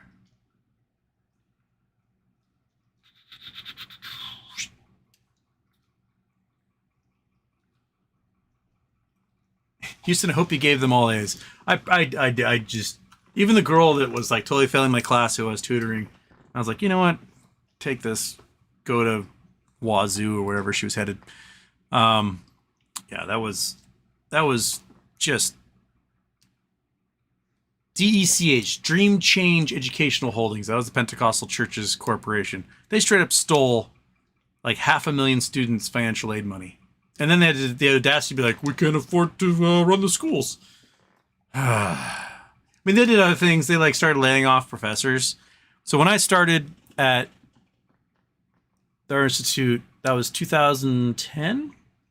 There was like 4,000 students. It wasn't a big school, like 4,000 students. They're pulling down $80 or $100 million a year off those 4,000 students and the real estate that they owned. And I think in 2018 they were complaining because revenue was $15 million, and they had to like lay even more teachers off. And I tried to explain to him, I was like, look, your business is you sell classes. So you sell a class, and the people buy the class, and that's how you make your money. And professors teach the classes. So without the professors, you can't offer classes. So the fewer professors you have, the fewer classes you offer, and the less money you make. So you aren't saving money by laying off professors, because professors are the only ones who can make you money. And so I tried to explain to them, like, 4 students is all you need in a class. 1 student pays for me. 2 students pays for all the classified staff. 3 students pays for the facilities, utilities, electricity, etc. And 4 students is profit. As long as you have 4 students in a classroom, you have a class. You're making money. Otherwise, you fire the teacher, you lay them off, that class isn't offered, that room, which you're paying rent on, you're paying for electricity, you're paying for a janitor to clean, sits empty and is being unused. So it serves no purpose. So as long as you have that building space, offer a class. Have the teacher make up a class. As long as 4 students sign up for it, good enough for them, right?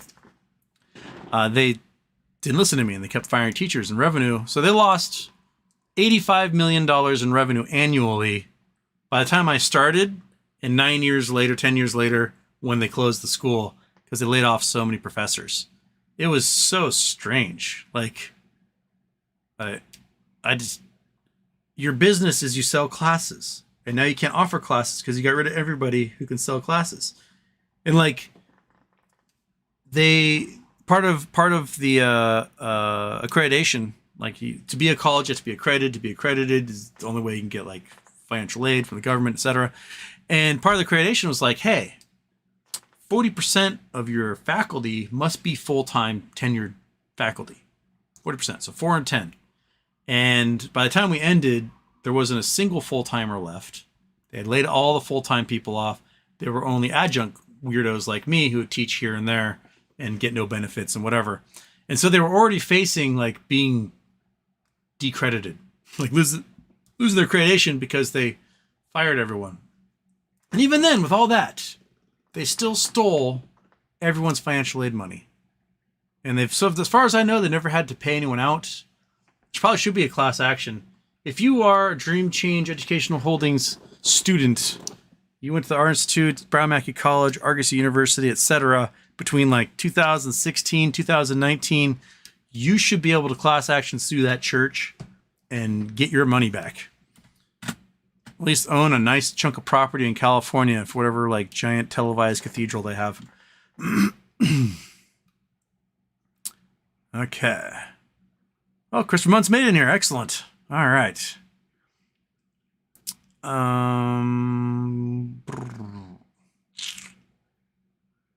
Okay.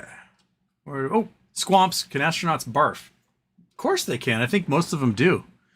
I think that's about half of them do it right into their helmet during launch.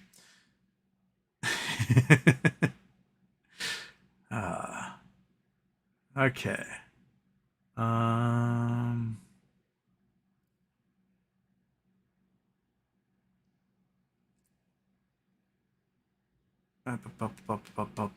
are now talking about burping and barfing. The conversation is getting absolutely delicious. I guess you've seen Cognac about it. I mean, I've not gone through astronaut training, but I do know that barfing is definitely something that happens to a lot of people. That your organs naturally are pulled down by gravity, and your body is used to certain positions that the organs are in. And I'm sure any woman who's ever been pregnant in the chat can tell you, like, when you get pregnant, your organs get pushed all around, and it feels weird. I remember my sister telling me, like, you know, she can feel she has to take a pee because her bladder's been pushed up to here. She's like, "Oh, I got to go to the bathroom." That to me seems like it would be weird. But if you're in a zero-G environment, stuff kind of moves around a little differently than you'd expect, and that can make you feel quite queasy. I'm sure barfing in zero-G is horrific for everybody involved because that stuff is just going to carry up momentum, go wherever its initial velocity was intending, and then just splatter and float around. I would try my best to get it into a bag or one of those suck nozzle things. I don't know. But, yeah.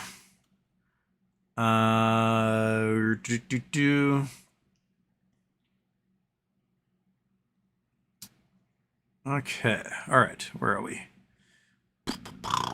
Get Susquehanna out. Yes. I think it's what a receiver might do is kick Susquehanna as their market maker. And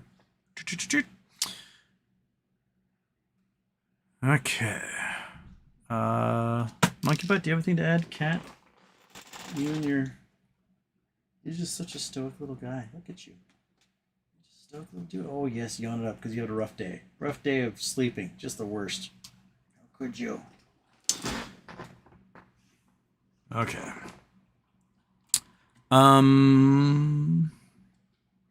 Yeah, is that all you guys got? I'm personally, I'm very warm. I've got my shirt that Danelle sent. So I don't know if you noticed, you got the monkey butt and the Chalupa Batman.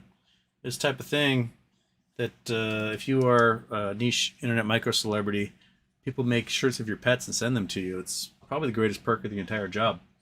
So I remember she messaged me on Twitter. She's like, "Hey, do you have pictures of monkey butt and your cat?" And I was like, "Yeah, of course I do. I got thousands." And I sent her some, and then this ended up in my PO box, and I love it. It's the best.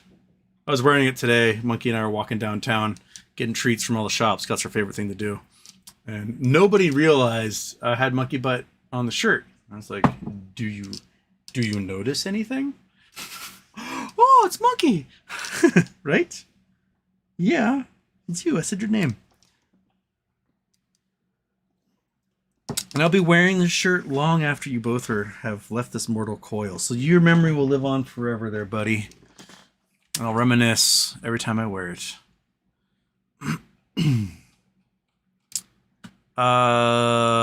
Ali Papa, BBBYQ, if you had the money, how heavy would you go? I personally would love to have 6 figures of shares. I'm up to 4 figures. 5 figures. But it's. I'm just trying to think about like contingency plans. Let's say it squeezes, but only squeezes like $10. Well, if we've got 100,000 shares, that's $1 million, right? So that's where I'm thinking, but hoping that it squeezes a lot further than that. So at this point, with 5 figures, it needs to squeeze to $100 to get to that $1 million mark. But the way I figure it is if it can happen before August 1st, which would be wonderful, and I have no idea if it can, but if it can happen before August 1st, that gives me a lot of stuff to play with for puts on UPS if the strike happens. Because you can just buy tens of thousands of puts for basically pennies. They could all go up a couple $100 on each one of those suckers, and that's walk away money. That's the next time you'll see me, I will be broadcasting from a palace. So, yeah. Chris Taylor, new headphones. Oh, I still have my headphones on, don't I? No, not new headphones. Old headphones. The fancy little Logitech G Series wireless, whatever, gaming headphones. Yes, forgot to have them on. So now I've got headphone ear and head. Now everything seems really loud.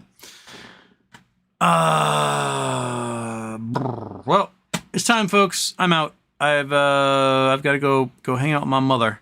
For myself, the cat, the dog, everybody. Auf Wiedersehen. I'll see you Friday. I don't know if it's gonna be Friday afternoon. It might be a late night again, so I might not be able to do it. So I'll try for Friday afternoon. I'll try for a Friday afternoon show because I don't know if I'll get home in time at night to do one. And Monkey Butt and I are taking our walk to go get our Asian pears out of the industrial park in Seattle on Saturday. So it'll be fun. All right, everyone. Have a great one. I'll catch you on the flip side. Shaboom.